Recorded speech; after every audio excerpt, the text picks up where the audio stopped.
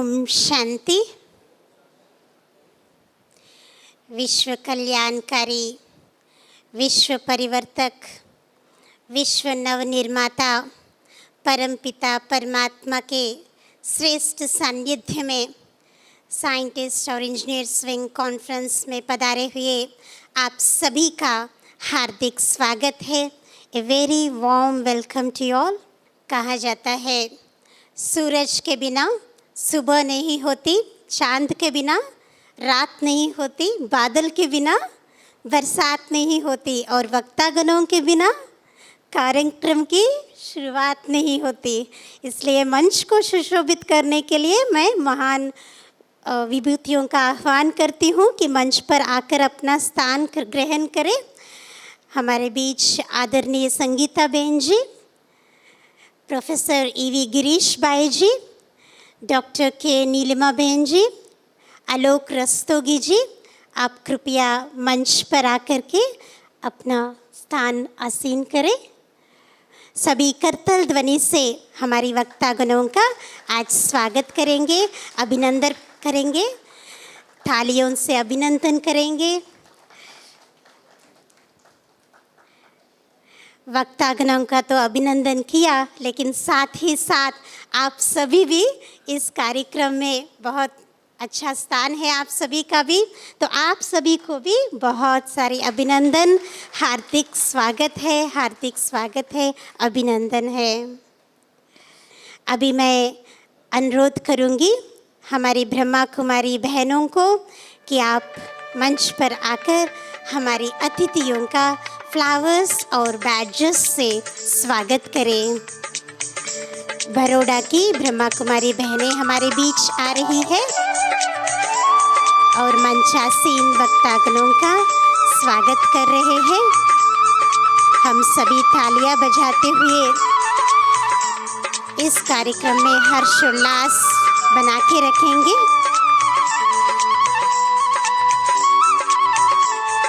जहाँ से सारे विश्व में ज्ञान का प्रकाश फैल रहा है, जहाँ से लाखों मनुष्य सुख पा रहे हैं, जहाँ आते ही सबके मन निर्मल हो जाते हैं, जहाँ आते ही हर मनुष्य आत्मा साक्षात्कार होने लगता है, ऐसे परमात्मा अवतरण भूमि में आप सभी पधारे हैं। आप सभी परमात्मा के प्रियजनों का, हमारे अपनों का, साइंटिस्ट और इंजीनियर्स भाई बहनों का हार्दिक स्वागत है, अभिनंदन है। I welcome you all today to this first plenary session.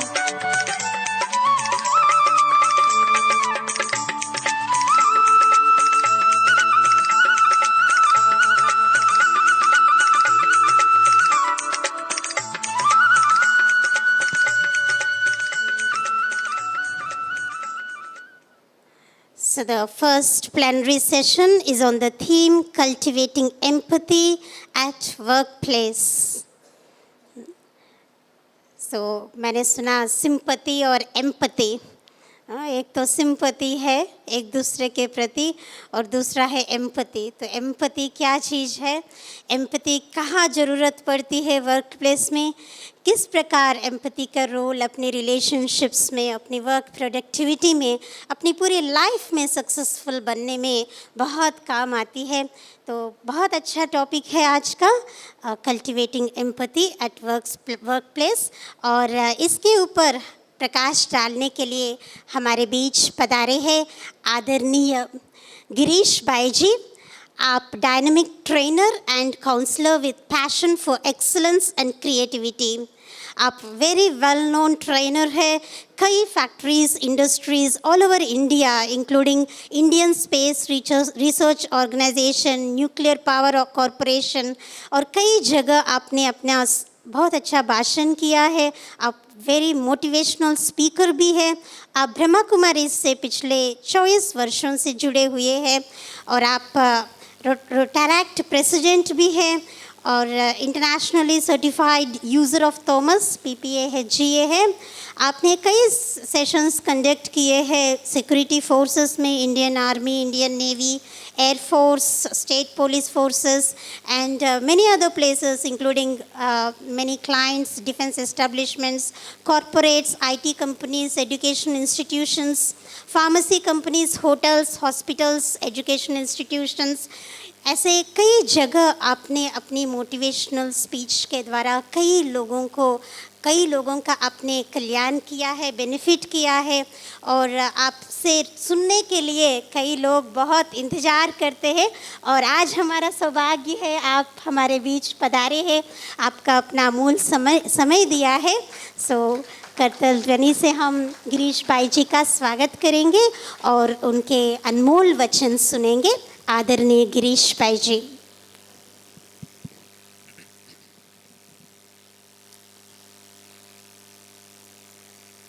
Om Shanti. आप सभी बहुत प्यार से कहें ओम शांति। थोड़ा मुस्कुरा कर कहिए, थोड़ा उमंग, उत्साह और जोश से कहिए। बहुत अच्छा। नमस्ते and good evening. Can I hear a good evening from you? बहुत अच्छा। Is your evening good? Why is your evening good? Because you are here. In fact, what I can interpret from him is no work, no office, no pressure, no work. वैसे ही मनुष्य आधा से ज़्यादा ऐसे ही खुश हो जाता है when you are away from that routine, mundane and other आपके जो commitments होते हैं। आज के इस plenary session में आप सभी का बहुत बहुत दिल से स्वागत है, स्वागत है, स्वागत है। आदरणीय हमारा मंच और सभा में बैठे आप सभी विशेष साइंटिस्ट एंड इंजीनियर्स और हमारे आज के बहुत ही सम्माननीय मेहमान, आप सभी का वंस अगेन बहुत बहुत वेलकम है। Cultivating empathy at work place, थोड़ा सा इसको समझना बहुत ज़रूरी है। जब आज का हमारा जो मेन कैनोपी थीम है इस कोपिंग विथ अनसर्टिनिटीज़, और शायद आपने इसके बारे में थोड़ा चिंतन भी किया होगा, हमारे बहुत एस्टीम्ड स्पीकर्स ने आपको इसके बारे में थोड़ा सा एक ब्रीफ आइडिया भी दिया होगा। Friends, life is uncertain, yes और नो? मुझे भी नहीं पता और शायद इस सभा में कोई बैठे हैं उनको भी नहीं पता what is going to happen the next moment.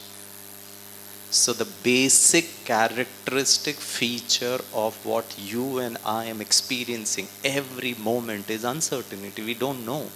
You can plan. हम प्लान कर सकते हैं और प्लान के मुताबिक अगर चीज़ें चलती हैं तो then I am little more relaxed, easy, comfortable. And when things don't work as per my plan or as per my vision, that's where we get little disturbed. Yes or no? Yeah. So जब life ही uncertain है तो फिर उसको कोप करना तो शायद आपने और हमने बचपन से ही किया है। अब सडनली हमको क्या सीखना है? बट मानव जीवन को अगर हम देखें तो एक जो बहुत बड़ी विडंबना है, irony of human existence is we know but we have not accepted that life is uncertain. और हमको लगता है हमारा जीवन हमारे शर्तें और हमारे आधार से चलना चाहिए। सो जब हम एम्पैथी के बारे में बात करते हैं एंड व्हाट विशेष ये ब्रह्मा कुमारीज इंस्टीट्यूशन बहुत ज़्यादा हाईलाइट करता है वो ये है कि एक्सटर्नल वर्ल्ड में जो कुछ चलेगा वो आपके मर्जी से नहीं हो सकता है। Whatever is happening around me can be determined by somebody, some person, some situation, some event. But whatever is happening within me, only one person should decide. And who is that person? जोर से बोलिए। हाँ, ठीक है ना? तो मैं आपको एक स्टेटमेंट बोलूँगा, फिल इन द ब्लैंक्स आपको करना है, ठीक है? हिंदी में बोलिएगा तो मुझे ज़्यादा अच्छा लगेगा, क्योंकि मैं भी फिल इन द ब्लैंक्स का फर्स्ट स्टेटमेंट हिंदी में बोलूँगा। मेरे जीवन में मेरा दुख का कारण, जोर से बोलिए। क्या बात है, क्या कॉन्फिडेंस है सर, ये तो बड़ा अच्छा। लुक एट इस, नहीं अच्छा, आप में से कितने लोगों को लगता है ये स्टेटमेंट सही है? हाथ ऊपर उठाइए। मेरे जीवन में मेरा दुख का कारण मैं। अच्छा, जिनको लगता है नहीं ये स्टेटमेंट सही नहीं है वो जरा हाथ ऊपर उठाएं। अच्छा, ये भी बहुत इंटरेस्टिंग है। चलिए मैडम, अगर if you don't mind please, I want you to say कि मेरे जीवन में मेरा दुख का कारण फिर कौन है? अच्छा आपके हस्बैंड आए हैं क्या? Oh my God, he sitting next.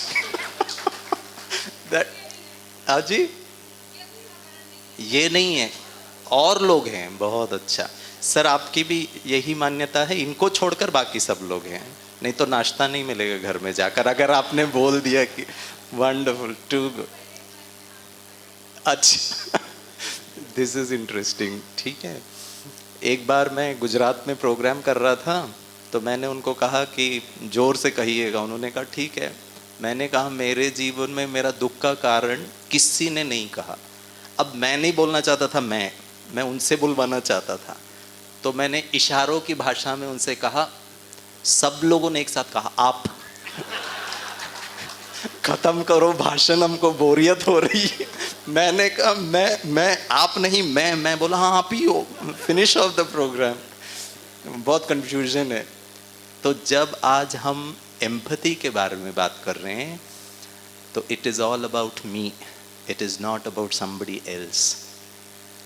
And आपको मैं खुशखबरी भी देता हूँ, मेरे जीवन में मेरा सुख का कारण, हाँ, तो जब हम फोकस इनवर्ड की ओर करते हैं, सेल्फ की ओर करते हैं, तो we find that we have solutions to the problems that we face in our life. आपको मैं अगर प्रश्न पूछूं, ठीक है, तो उसका छोटा सा जवाब दीजिएगा। जैसे दूसरे चाहते हैं वैसे आप हमेशा करते हो? क्या कॉन्फिडेंस है, ठीक है ना, मानना पड़ेगा इंजीनियर्स को, ठीक है। कितने कॉन्फिडेंटली कह रहे हैं, बिल्कुल नहीं।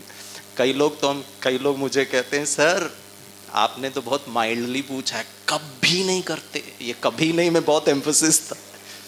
तो दोस्तों सोचने वाली बात ये है, जैसे दूसरे चाहते हैं वैसे हम नहीं करते, तो जैसे हम चाहते हैं वैसे दूसरे हमेशा क्यों मुझे सुने, क्यों मुझे माने। And when we speak about cultivating empathy at workplace, तो यहाँ दो डायमेंशन को समझना बहुत ज़रूरी है। जब हम वर्क एनवायरनमेंट में होते हैं, everything boils down to work, boils down to completing a particular work। और उस वर्क कॉन्शियसनेस हम इतने हो जाते हैं कि हम अपने सोल कॉन्शियस को या इनर कॉन्शियस को भूल जाते हैं। And that is where anger, frustration, irritation and I don't understand the other person. Empathy is primarily trying to feel and imagine the other person's emotional experience। Simple भाषा में, जब मुझसे गलती होती है या मैं प्रेशर में होता हूँ, तो मैं ये एक्सपेक्ट करता हूँ कि सामने वाला मेरे मन की स्थिति, मेरे अंदर जो चल रहा है उसको समझकर मुझसे बात करे। Yes, I made a mistake. It was not deliberate. It just happened. But then उसके बावजूद भी अगर आप मेरे सीनियर हैं, आप मेरे बॉस हैं, आप मेरे सुपीरियर हैं, and you don't understand me, तो एक तो मेरे से गलती हुई उसका मुझे दर्द है, ऊपर से आपके कारण भी मुझे दर्द हो रहा है। And this is not very healthy in creating a very beautiful culture in the organisation, a beautiful environment in the organisation. And let me tell you from a leadership perspective, जब हम बहुत सीनियर पोजीशन में हो जाते हैं तो it is not only work but also about influencing people. बिना people के काम नहीं हो सकता है दोस्तों। So the people element plays a very important role in an organization. और जब हम people element के बारे में बात करते हैं तो उनकी efficiency and productivity की जिम्मेवारी हमारी होती है, हमको उनसे काम करवाना है. और जब हम इसके बारे में बात करते हैं तो एक चीज बहुत क्लियरली समझ में आता है. When people operate out of a positional leadership, अर्थात मैं अपने इन्फ्लुएंस को एग्जर्ट करता हूं based on the position I am holding. Say for example I am vice president operation and my entire team listens to me because Girish is VP operations. And ऐसा पता लगाया गया है when people operate out of a positional leadership because of the tag, position, qualification, status के आधार से. मैं आपको एक सिंपल उदाहरण देता हूँ. मम्मी बच्चे को, छोटा बच्चा है घर में, बोल बोल के थक जाती है, पढ़ पढ़ पढ़, और बच्चा नहीं पढ़ता है. अब मम्मी फिर थोड़ा गुस्सा करती है. अब जब मम्मी गुस्सा करती है तो बच्चा शायद पढ़ना शुरू कर देता है. पता है वो क्यों पढ़ रहा है? क्योंकि मम्मी ने कहा है. और अगर मैं मम्मी की बात नहीं मानूंगा तो मम्मी मुझे डांटेगी या फिर मम्मी मुझे रिप्रिमेंड करेगी या पनिश करेगी. सो पोजिशनल लीडरशिप में ये पता पाया गया कि people under a positional leader will follow a positional leader because I have to follow you because you are the boss. नहीं तो मेरी नौकरी चली जाएगी, नहीं तो मेरा CR रिपोर्ट में रेड मार्क आ जाएगा, नहीं तो मेरा परफॉर्मेंस अप्रेजल में मेरे को आप अच्छा रेटिंग नहीं दोगे. So the drawback of a positional leader is positional leader कभी भी empathy नहीं रखता है. उसको काम से मतलब है, उसको परफॉर्मेंस से मतलब है. There is nothing wrong about it. But then you have to get it done from somebody else. So under positional leadership, people will give their least amount of their heart, mind, body, soul, energy, positivity, sincerity, dedication to you. They will do it because you have asked me to do it. नहीं तो मेरा job will be at risk. And इसीलिए हम जितने भी organizations में हम जाकर लोगों से मिलते हैं, HR से मिलते हैं, senior ऑफिसर्स से मिलते हैं, उनका एक ही कंप्लेंट होता है, सर आप है ना हमारे लोगों को ठीक कर दो, एफिशिएंट ही नहीं है. मैं टाइम से पहले आ जाता हूं और लेट नाइट बैठ के काम करता हूं, लेकिन इनमें वो भावना नहीं है, ये बस नौकरी करते हैं. और मम्मी पापा भी यही है, सेम कंप्लेंट, सर मेरे बिना बोले ये नहीं पढ़ सकता है क्या? आपके बोलने पर भी वो नहीं पढ़ रहा है, वो तो और भी हाइट है.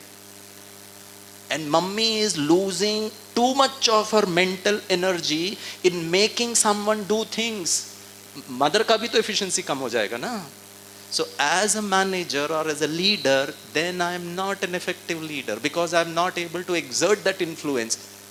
हमको उनके पीछे लगना पड़ता है, करो ये करो वो करो. अच्छा ये तो फिर नेगेटिव पर्सपेक्टिव, उसका पॉजिटिव पर्सपेक्टिव है जिसको हम मोटिवेशन कहते हैं. Then you lure people by gift, commissions, bonuses, performance benefits, blah blah blah, जो भी positive, incentivize them.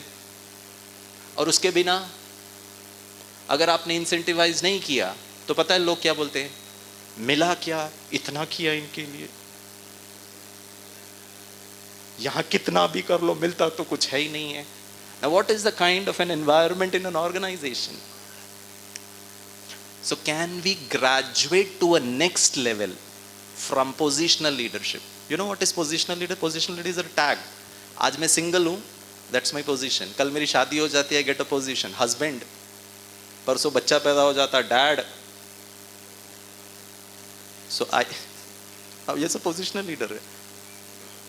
But how good you are a daddy, how wonderful and beautiful you are a husband or a wife, that comes through emotions. When you understand someone else's pain, else's mindset, someone else's मन की स्थिति, उसको हम कहते हैं, the second level of leadership है, उसको हम कहते हैं relationship leadership. So you have a position, you have a tag, you have a position, but then more than the work, you go beyond that. In relationship leadership, people will follow you because they like you, they love you, they want to be with you, not because you are a boss, not because you are a daddy, not because you are mother. मैं इसीलिए पढ़ाई करूंगा क्योंकि mummy ने कहा है और मुझे मम्मी से प्यार है. I don't want her to be in pain. You're getting me what I'm trying to say? Now the question is, between a boss and a subordinate, between a leader and the entire team, between a mother and a child, how do you establish that I like you? मुझे आपके लिए काम करना अच्छा लगता है sir, क्योंकि आप इतने अच्छे हैं. आपने बस एक डिजायर एक्सप्रेस किया कि मुझे ये एक्टिविटी करना है, मुझे ये प्रोजेक्ट करना है, और मैं आपके लिए जान लुटाने के लिए तैयार हूं. Not because you are a boss, not because I am getting an XYZ amount at the end of that month, not because I have to prove that I am better than my colleague, not to prove that I am doing good. I do it because I like you. Because you like me. ऐसे ही नहीं हो जाता I like you और you don't like me. तो Hindi film में हो जाएगा फिर तो one way. यहाँ तो म्यूचुअल होता है. और when I understand that my boss likes me, my senior likes me, my superior likes me, my mother likes me, my teacher likes me, uska one of the bases is that you are non-judgmental. You understand, Girish. काम नहीं हुआ तो सीधे दो चार बातें नहीं सुना देना है. तुमको कितना बताया फिर भी गलत किया. That is becoming judgmental. Then the emotion is more important than being judgmental. Then you are free from your biases. ये डिपार्टमेंट तो ऐसा ही है, बायस है आपका. ये व्यक्ति को कितनी बार समझाओ ये नहीं समझता, आपका बायस है. और ब्रह्मा कुमारी इसमें हम बताते हैं, then you look at every individual from a soul perspective, कि he is also struggling, he और she is also in a journey, in the process of learning. And I, the good boss, the good manager, a good efficient effective influencing leader will try to listen to the other person, will give a lot of space for the other to grow, will have tremendous amounts of patience. Empathy ऐसे ही नहीं आ जाएगा. Empathy के लिए ये basic skills होना बहुत ज़रूरी है. If I have to cultivate an environment where empathy grows, empathy flowers, और इसका बहुत ज़्यादा profound positive impact होता है on efficiency, on dedication, on the trust and faith. अगर आपके टीम में ये trust and faith है, you can move mountains. एक effective टीम होना बहुत ज़रूरी है. and इसके लिए आपको कुछ खर्चा करना की ज़रूरत नहीं है. Can I start a day with a beautiful smile? Can I give my 100% attention to the one who is speaking, and I'm giving my 100% attention to what you are saying? मतलब I am for you. Generally I understand ये बहुत challenging होता है, हमको वैसे ही इतना सारा pressure होता है, उसके बीच में सामने कोई बोल रहा है हाँ हाँ हाँ जल्दी ख़त्म कर, टाइम नहीं है. ये जल्दी ख़त्म कर टाइम नहीं है, फिनिश इट ऑफ, काम हो जाएगा. बट द रिलेशनशिप तो बहुत सिंपल है दोस्तों.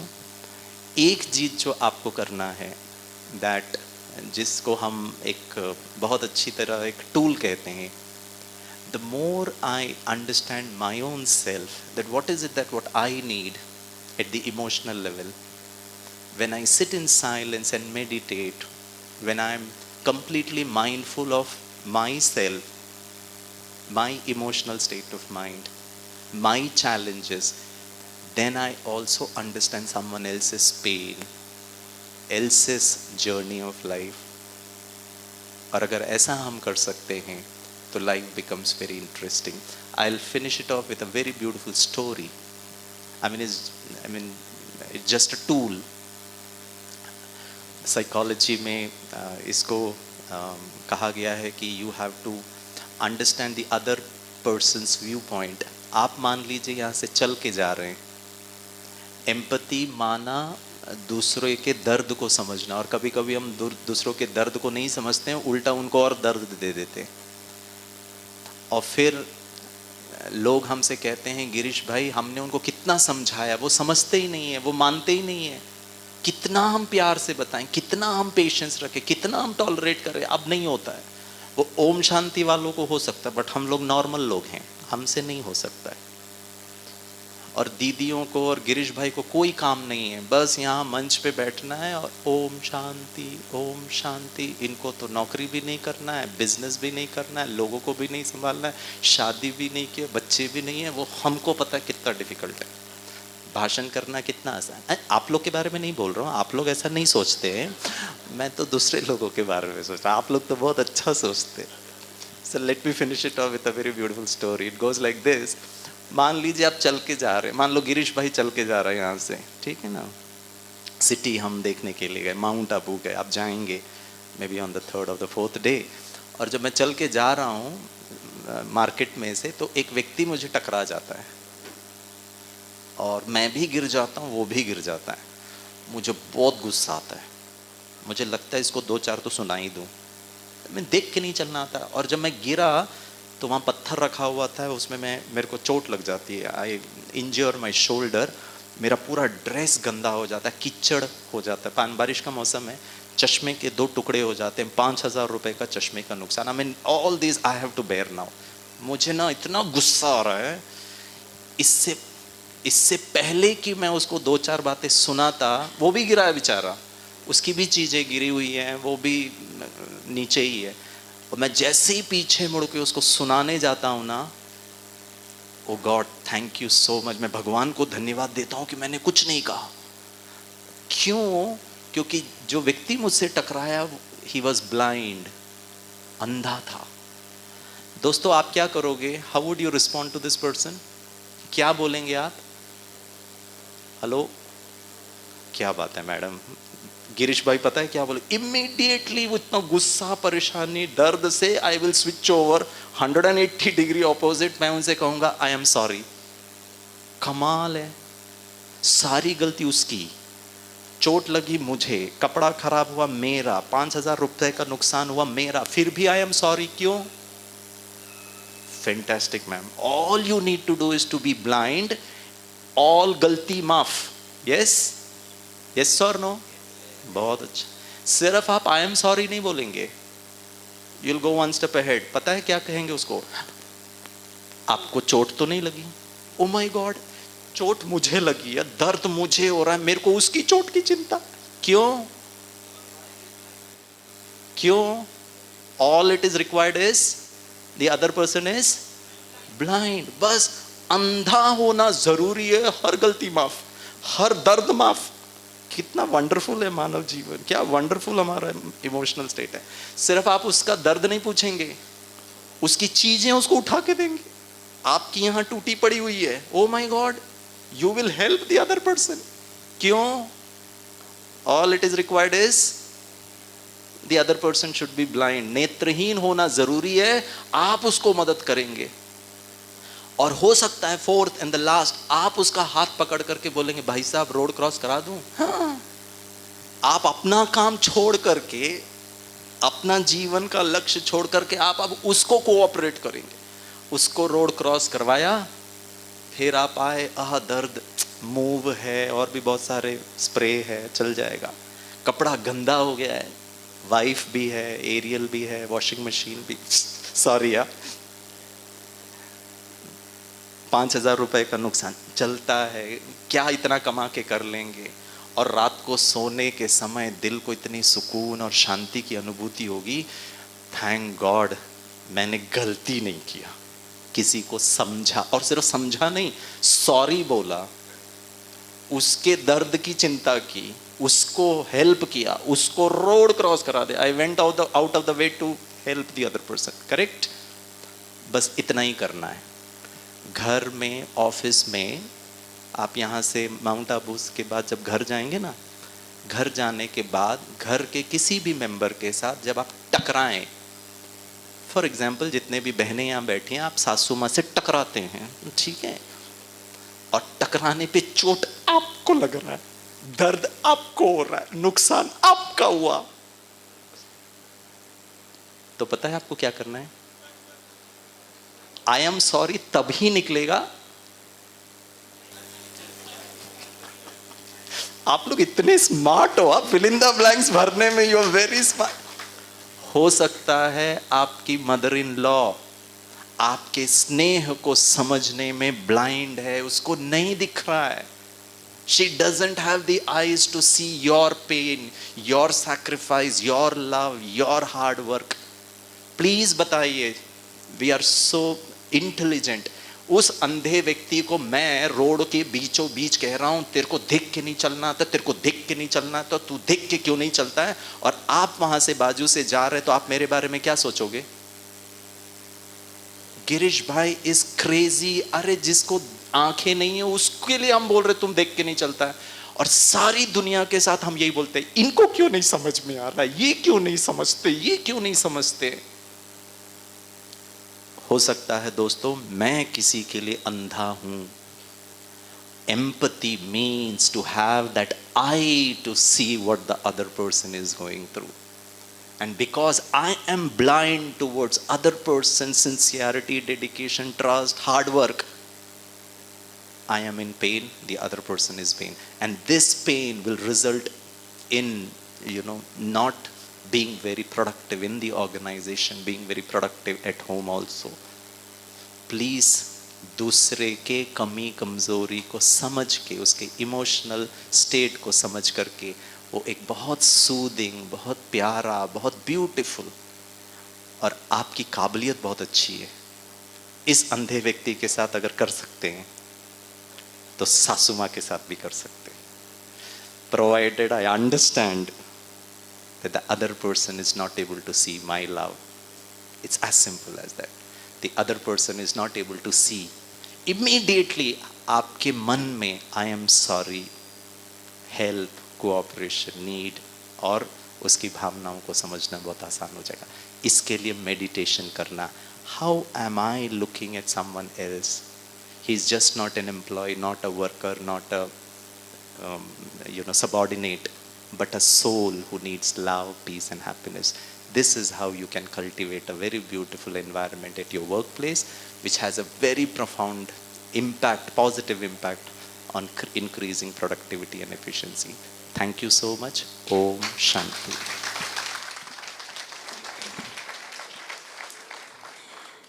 बहुत बहुत धन्यवाद गिरीश भाई जी का। बहुत सुंदर शब्दों से हम सबको सुनाया कि जीवन में सुख दुख का कारण कौन।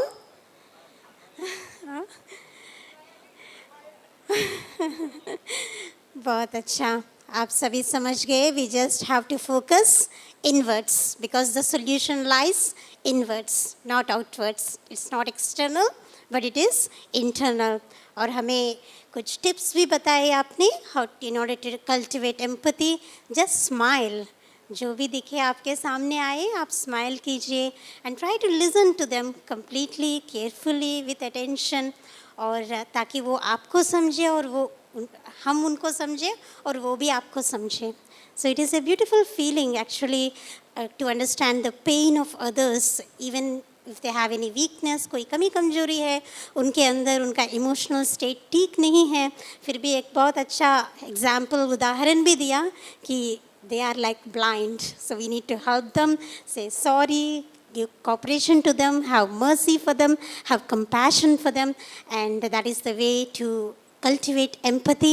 And the most important tip for this is meditation, which is to see myself as a soul, as a being of peace, love and happiness. So thank you so much Girish Bhai ji, very wonderful.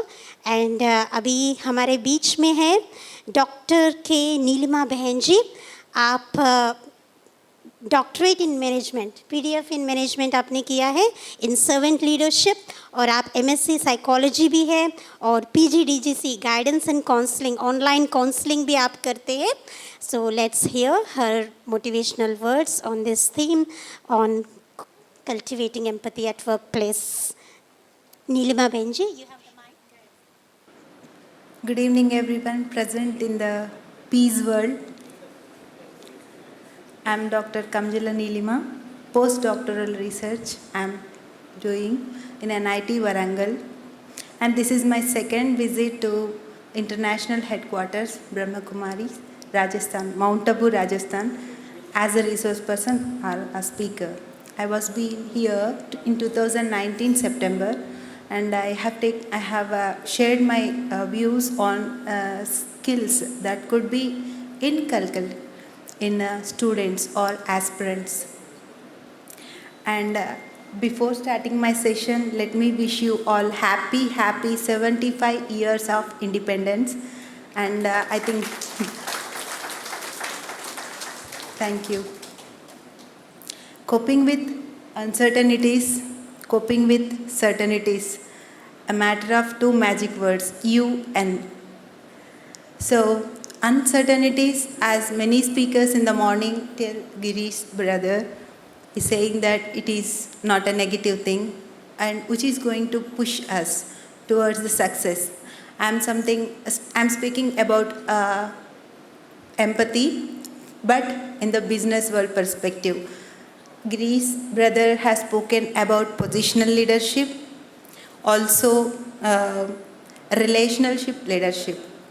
And this is an extension of a next level leadership, that is servant leadership. I think you have already come across the transformational leadership. We have seen many eminent personalities, Mahatma Gandhi, Mother Teresa. These are all transformational leaders because they have transformed something to the society that we are all realizing. I think we know about them. And the servant leadership is about that. And how empathy, motivation, and job satisfaction is a recipe or a synergetic energy, and how it is going to helpful for a leader who wants to serve. And this is an inspiration from Brahma Kumaris, and my topic chosen for the postdoctoral research is also servant leadership. And there is not much research done on that particular topic, and in which I want to highlight the servant leaders who are serving unconditionally to the nation's beauty. Thank you. Yes. Sir. Thanks to the organization for inviting me as a speaker for this session. So this is abstract of the presentation, and my title is Be a Servant Leader in Cultivating Empathy at Workplace. We will understand the topic from the point of motivation. Lack of empathy is the biggest crime. Do you agree from the brother's words? Empathy is stepping into others' shoes, as brother said. My objective here to make you understand the concept of empathy, motivation, and we will discuss basic two motivational theories that the employees or in general human beings should understand.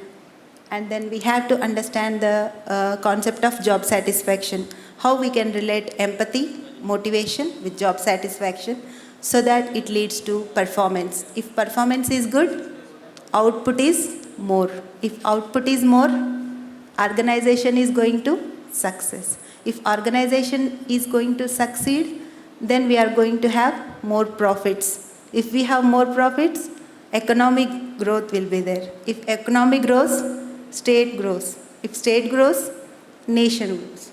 This is the link. See the small word empathy, how big miracle it is making.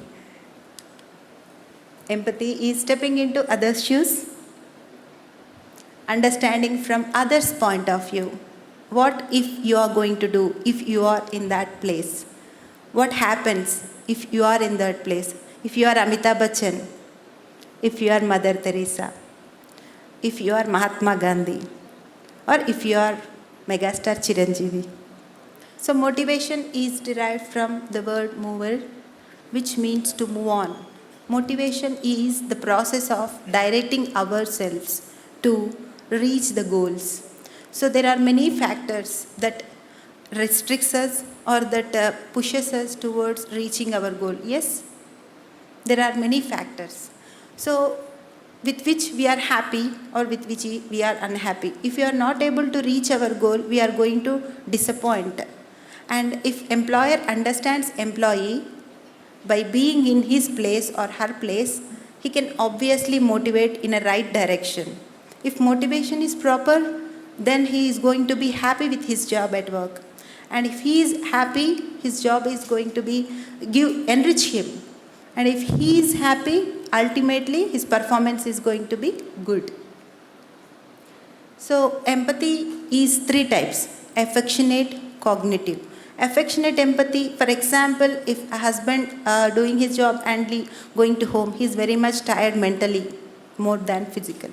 So wife is coming with a cup of aroma, tea aroma or coffee that relaxes. The aroma of coffee or tea relaxes husband.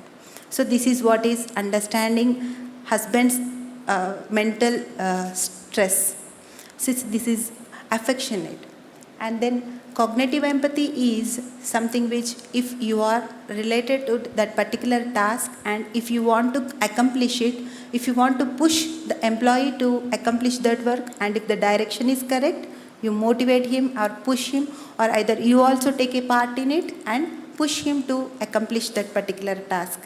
So, and next is psychological, that is completely emotional. The third type of empathy is observing somebody is crying. If you want to scold that particular person, and already if that person is crying, we are not supposed to do that action.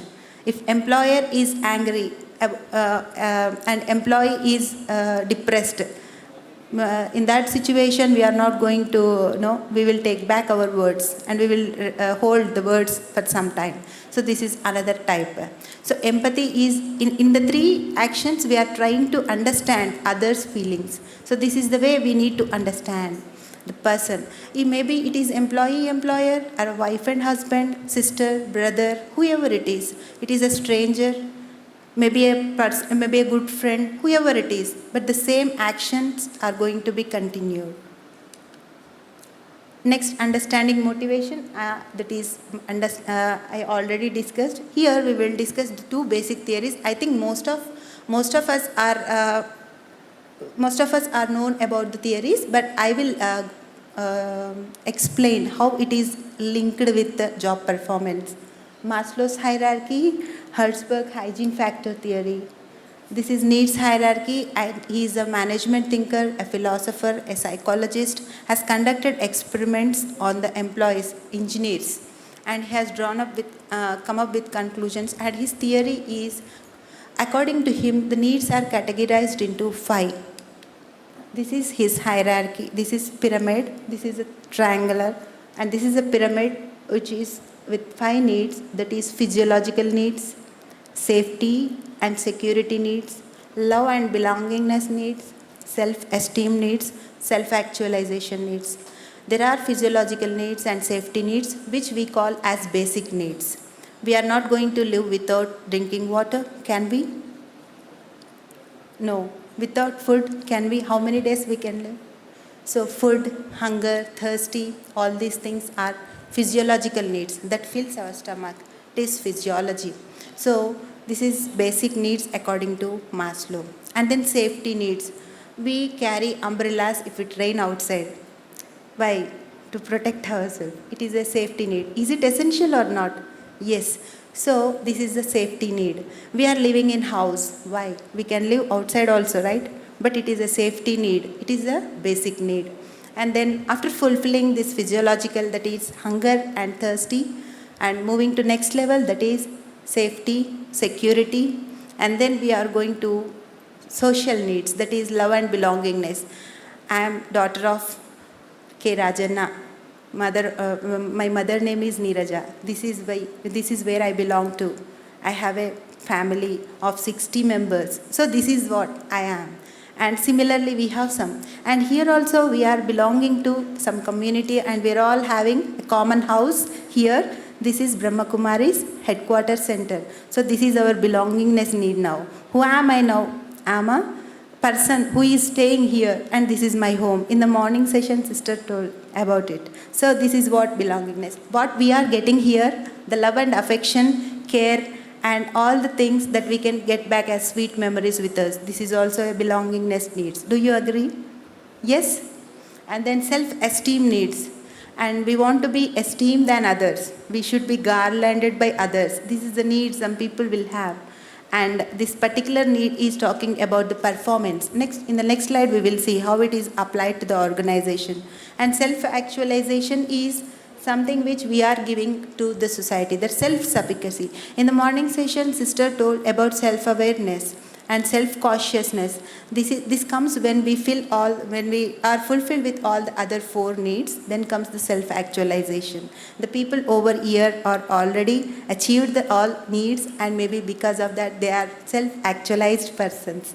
Okay, so this how we can apply it to organization. In general also, anything apart from this comes under the any needs you come across apart from this in your general life?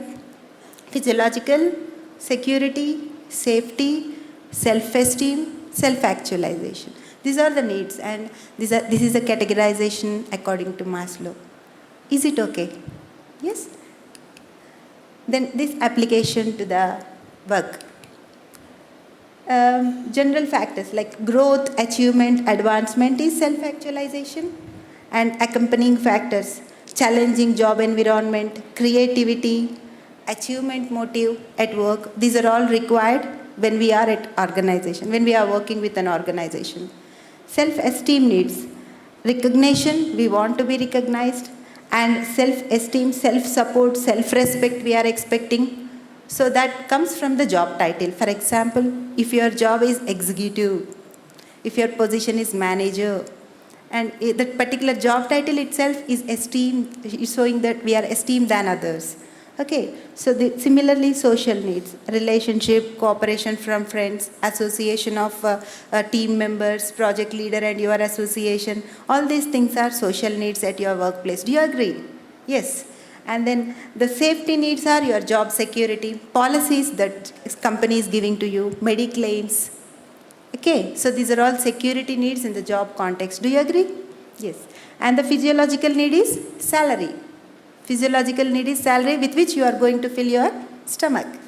So, and your family. That food, shelter and all these things are physiological needs. And coming to the organization context, it is your salary, okay? The amount of security that the company is giving to you in the form of policies, mediclaims or whatever. Okay. So this is Maslow's application to the work environment. And if employer is empathetic, he can think about all these types of needs regarding his employees. Is it okay? Yes. And this is my, in one textbook I have read that human being needs of a human being is not going to have an end. Even if you are in the ICU having oxygen cylinder, people expect, or at least you want to live one more day if chance is given to you. So that is what is the situation of any human being. So there is no end for a need. Hence the structure of a pyramid is blunt there. The tip is not like that. The tip that is blunt because there is no end for a need. If it is like a tip, conical, somewhere it should end. So it is blunt because the need has no end. Yes. So far, is it okay? This theory and its application to the organization? Yes? So, next type of, theory is Hertzberg's two-factor theory. Just these two are basic theories, but I want to share with you and from this platform, okay? So, he has categorized the total factors into two, which motivates employees. One set of factors motivates, one set of factors demotivates. There are always motivators and demotivators with us. Okay, let us see what are the motivators. He has also conducted a research on 200 engineers in Pittsburgh during the olden days, and 11 industries he has conducted research in, and he has come up with some points which motivates and which demotivates. And employees express that these are the motivating factors. That is, achievement motivates them, yes or not? Achievement motivates us or not? Yes. And then recognition and advancement, I am motivated so much because I am recognized to share my views here. I am motivated. So, advancement, career advancement also motivates us. Work itself, sometimes if we find the work which we are interested in, that itself motivates us. Come on, I have to finish it.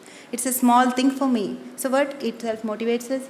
Possibility for growth is there, we are happy to perform. And then we are also happy if the responsibility is given. Nilima, you have to take care of this activity today. Yes, madam, I will take care. Because responsibility is given to me. So these are the motivating factors expressed by them, and yes, commonly we can agree. And then the demotivating factors, that means that gives some hindering factor. That is maintenance factors. Why hygiene factors or maintenance factors? Hygiene is a word which is for good only, right? We are all habituated washing our hands since 2-3 years, sanitizing hands. Yes, it's a hygiene factor. What is wrong? Why it is dissatisfying us? But buying a sanitizer, washing every time is something maintenance factor. Okay, it's costly thing. So sometimes such factors also hinders employees. Like for example, administration policy, company rules. Yes or not? Company rules, administration policy, technical supervision. If supervisor is not technically perfect and is not understanding is lacking empathy. Yes. And then interpersonal relationships if are not good. Your team members are not cooperative. Okay, that hinders. And then the working conditions, your personal life. Yes, job security is not provided. Other is provided with a mediclaim and you are not provided. You are not happy.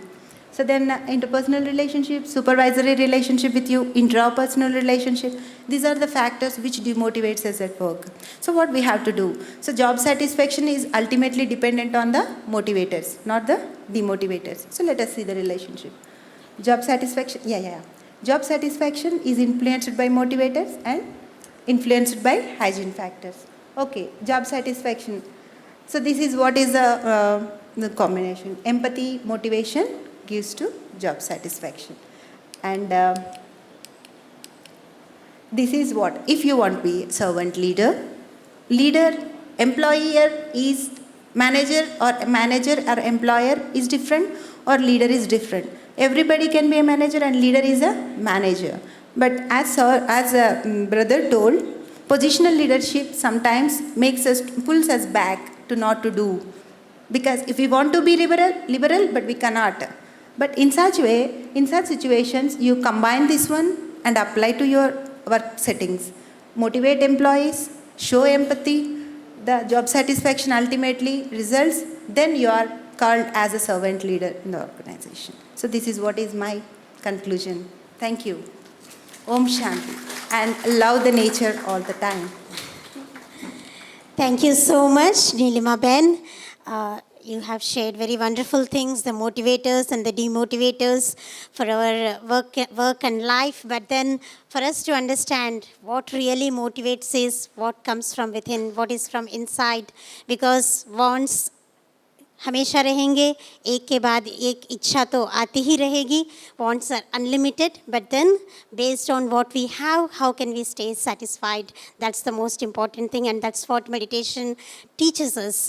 So ये empathy के लिए meditation करना बहुत ही ज़रूरी है, जिसके आधार से अपने अंदर वो ताकत आती है, वो शक्ति आती है, ताकि हम दूसरों को समझ सके, उनकी भावनाओं को समझ सके और हम अपने जीवन में आगे बढ़ सके और उनको भी आगे बढ़ा सके. तो अभी हमारे बीच आदरणीय संगीता बहन जी है. आप सीनियर राजयोग टीचर है चांदखेड़ा से, गुजरात अहमदाबाद से.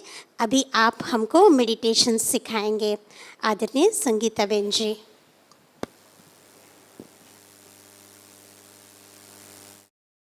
ओम शांति.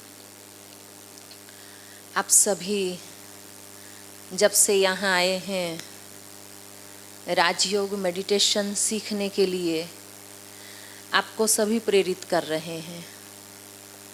अभी गिरीश भाई जी से भी हमने सुना कि मेडिटेशन करने से क्या होता है. ब्रह्मा कुमारी विद्यालय में जो मेडिटेशन सिखाया जाता है, ये राजयोग मेडिटेशन सिखाया जाता है. राजयोग नाम आपने पहले भी सुना होगा,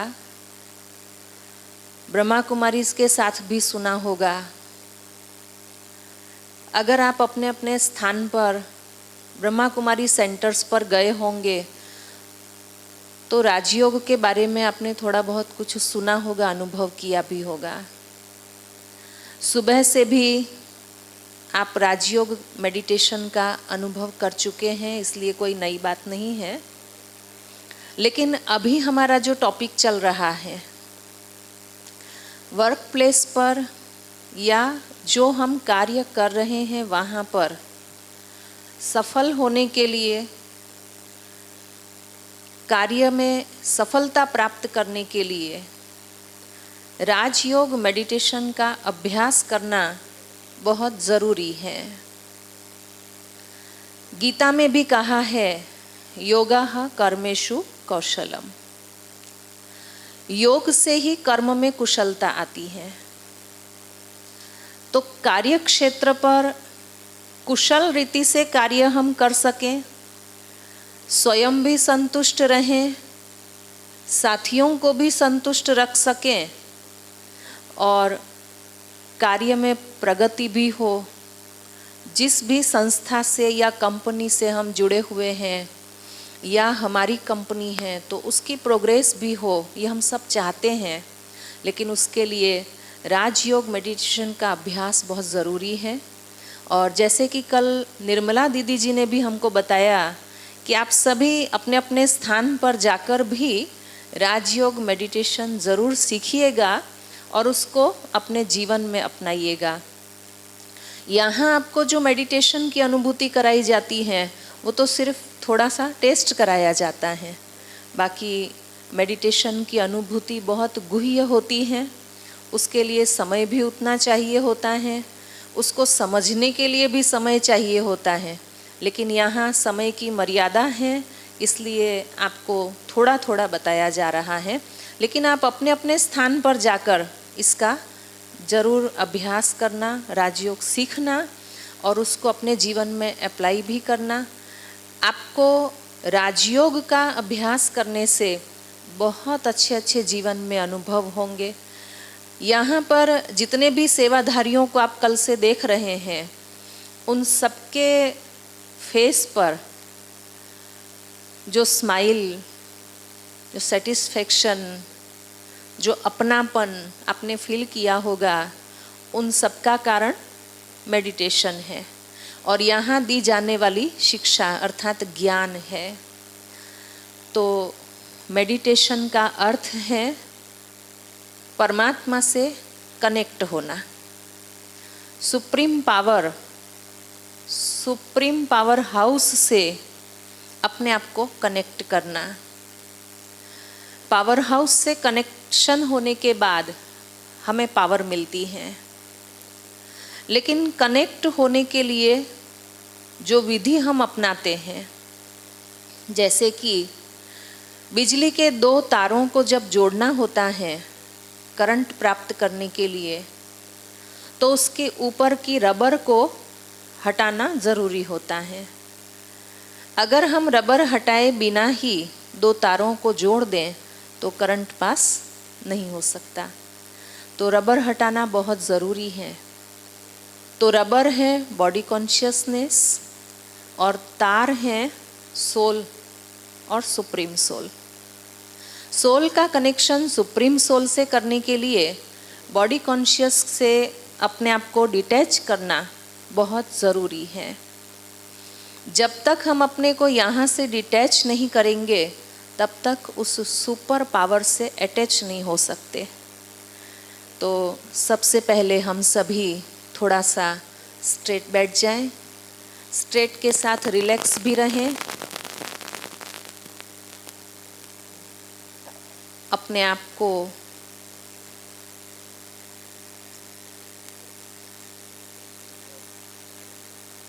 इस देह से न्यारा करें, अनुभव करें इस शरीर को चलाने वाली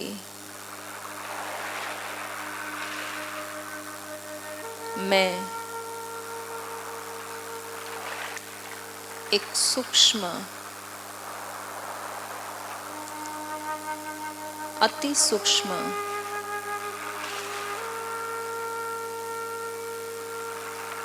ज्योति बिंदु आत्मा हूँ।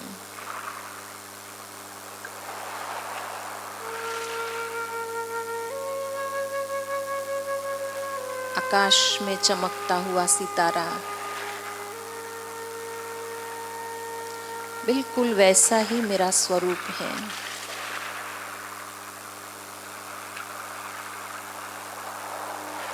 एक चमकता हुआ सितारा हूँ मैं। फील करें।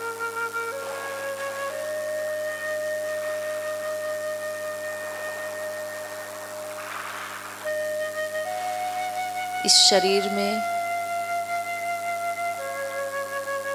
भ्रुकुटी के मध्य में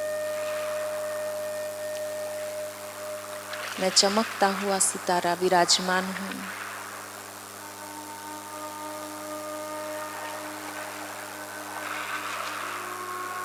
मैं एक पावरफुल सोल हूँ।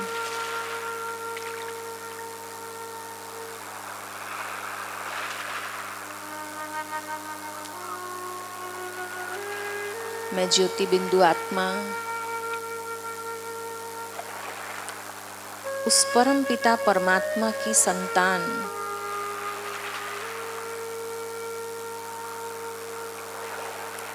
ब्रह्मलोक, परलोक, परम धाम की निवासी हूँ।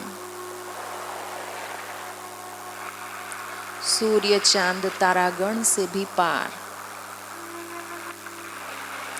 छठा महतत्व जिसे ब्रह्म तत्व कहते हैं,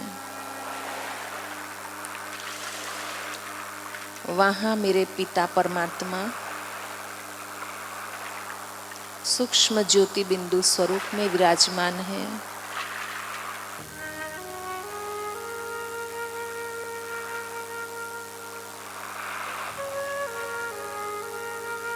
मन और बुद्धि से पहुंच जाइए पार ब्रह्म ब्रह्मांड परलोक परम धाम में।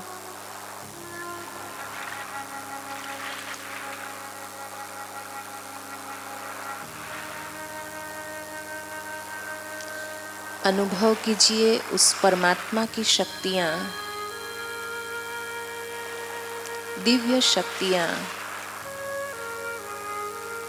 अपार शक्तियाँ लाइट की किरणों के रूप में मुझ ज्योति बिंदु आत्मा को टच कर रही है। अर्थात परमात्मा की सर्व शक्तियाँ मुझे प्राप्त हो रही हैं।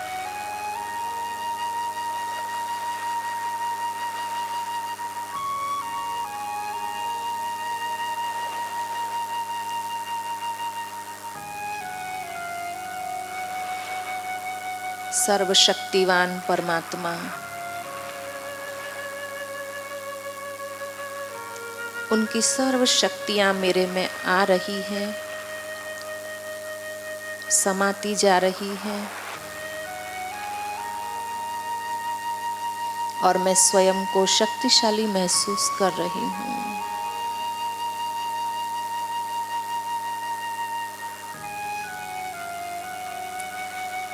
मैं एक पावरफुल सोल हूँ।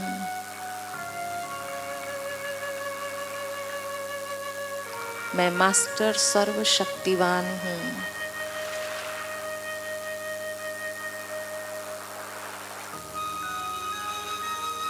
सर्व शक्तियों को प्राप्त करके, शक्ति संपन्न होकर के मैं पुनः मन बुद्धि सहित इस शरीर में भ्रुकुटी के मध्य में विराजमान होती हूँ।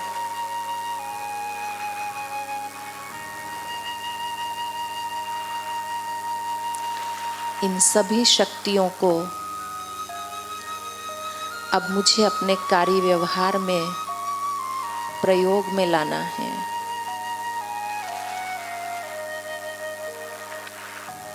और इन शक्तियों के प्रयोग से मुझे अपने कार्य में संपूर्ण सफलता मिलनी ही है, ये मुझे दृढ़ निश्चय है। इसी दृढ़ निश्चय के साथ मुझे अपने वर्क प्लेस पर जाना है।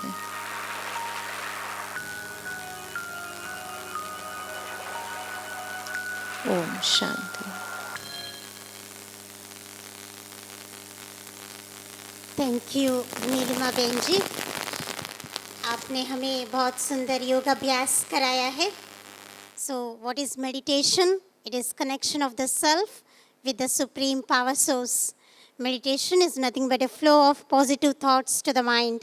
जैसे जैसे आपको थॉट्स दे रहे थे, आप उसकी अनुभूति कर रहे थे, तो यही मेडिटेशन करने की विधि बहुत सुंदर तरीके से आपने सबको गाइड किया है। थैंक यू नीलिमा बहन। एम्पैथी के थैंक यू संगीता बहन। और एम्पैथी जो है, इसको डेवलप करने के लिए आंतरिक शक्ति की ज़रूरत होती है, inner peace and inner power, and that comes with meditation. So it's a very important aspect in our life to make meditation as a part of our life and be successful. तो अभी हमारे बीच में है आदरणीय आलोक रस्तोगी जी। आप senior executive director है NBCC का, new Delhi से आप आए हैं, और आप कुछ शब्दों में आज के टॉपिक के ऊपर एनलाइटन करेंगे। आदरणीय आलोक रस्तोगी जी। ओम शांति। आज ये मेरी वर्षों की तपस्या यहाँ पूरी हुई है। पिछले 6-7 सालों से हमारा न्यू दिल्ली लोधी रोड के ब्रह्म कुमारी का सेंटर था, वहाँ से पीयूष जी आते थे ऑफिस में, उन्होंने बहुत हम लोगों को राजयोग कराया है। तो मैं काफ़ी टाइम से सोचता था कि कभी हमको भी अपूर्व के दर्शन होंगे। It's late, too late, this I am getting super ignition, but मेरे को यहाँ आके एक बहुत अच्छी अपॉर्चुनिटी दिखी है। जो पहले अनसर्टेनिटी थी, now it's looks like opportunity. मेरे को लगता है कि मैं आगे के कुछ वर्ष शायद यहाँ सेवा में लगाऊँ। अगर मेरे को यहाँ इस तरह की परमिशन मिल जाएगी तो यहाँ आके इतना अधिक पॉजिटिव एटमॉस्फेयर मिला जिसकी परिकल्पना नहीं कर सकता कोई। पिछले 2 दिनों से मेरे को शायद 2 या 3 घंटे सोया होऊंगा मैं, but I am fully energetic. ये शायद मेडिटेशन का ही कमाल होगा। बहन नीलिमा जी ने काफ़ी कुछ बताया, पीयूष भाई ने बहुत कुछ बताया। मेरे पास बहुत ज़्यादा बताने के लिए नहीं है, बट मैं इसको सम अप करूँगा। Cultivating empathy at work place. Normally किसी भी ऑर्गेनाइजेशन में एम्पैथी का होना बहुत ज़रूरी है। किसी भी लीडर के लिए या किसी मैनेजर के लिए उसमें अपने सबऑर्डिनेट्स को, अपने कोलीग्स को, अपने ऑफिसर्स को ये देखना बहुत ज़रूरी है कि व्हाट इज़ रिक्वायर्ड। अपने सबऑर्डिनेट्स के लिए उसको एज ए टीम लेके चलना ज़रूरी है। उनके लिए ये देखना है what you have, you have to accept them. आप उन पर कोई चीज़ थोप नहीं सकते। जितनी आप पॉजिटिव तरीके से उनको प्यार से काम करा सकते हैं, वो आप उनको प्रेशर में नहीं करा सकते। और अब अगर ये राजयोग भी अगर हम अपने वर्क प्लेस पे फॉलो करेंगे तो एक और एडिशन हो जाएगा। अभी तक तो हम लोग उनको मोटिवेट करते थे, जैसे कभी उनको अप्रिशिएशन दे दिया, किसी को कोई प्लेजर ट्रिप दे दी, किसी को कह दिया चलो आप 2 दिन के लिए घूम आइए, किसी को extraordinary leave they the. But एक एडिशनल एडवांटेज जब उनको मिलेगा, राजयोग जब उनको सिखाएंगे, तो वो पूरे वर्क प्लेस में बहुत ज़्यादा पॉजिटिव माहौल रहेगा। Thank you. बहुत बहुत धन्यवाद आलोक रस्तोगी जी का। आपने कुछ ही शब्दों में हम सबको मोटिवेट किया है। तो आज की इस प्लेनरी सेशन में we have understood what is empathy. So empathy means stepping into others' shoes, understanding others' point of view, understanding the feelings and the pain of others. और इस empathy का आधार है stepping inwards, focus inwards, trying to understand the self first, and then we are able to understand others better. और उसके लिए Rajyoga meditation हम अपने जीवन में अभ्यास करें ताकि हम एम्पैथी को बहुत ही सरल रीति से अपनी लाइफ में, चाहे होम और एट वर्क प्लेस, हम बहुत आसानी से एम्पैथी को कल्टिवेट कर सके और खुद भी सुख पाए और दूसरों को भी हम सुख दे सके और अपने जीवन में सदाकाल की सुख शांति की अनुभूति करें। तो हमारे आदरणीय वक्तागणों ने हमें इस टॉपिक के ऊपर बहुत सुंदर हम सबको एक्सप्लेन किया है, समझाया है, और मैं यही आशा करती हूँ आप इन सब बातों को अपने जीवन में लाए, प्रैक्टिकल में धारण करें और दूसरों को लिए भी एक इंस्पिरेशन बने। So thank you so much once again to all the speakers, and I also want to thank each of you, क्योंकि आज आप सभी के बिना ये कार्यक्रम पूरा नहीं होता। तो आप सभी को भी हम तहे दिल से धन्यवाद। ओम शांति।